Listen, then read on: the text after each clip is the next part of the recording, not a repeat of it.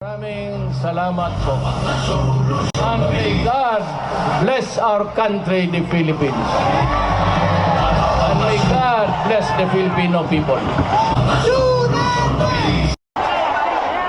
If I can lead this nation to, hindi naman greatness, but I would like to promise you a comfortable life under me.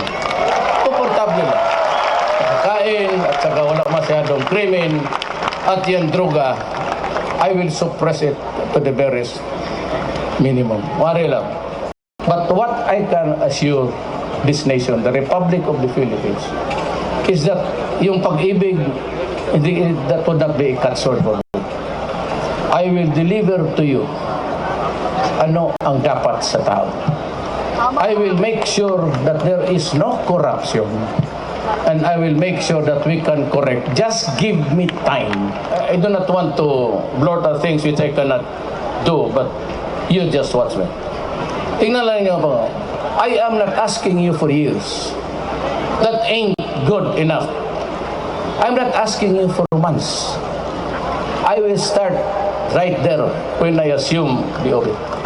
Weeks lang. And I will go after for the corrupt lahat.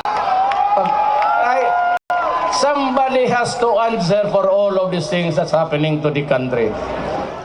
Maraming salamat po. And may God bless our country, the Philippines. And may God bless the Filipino people.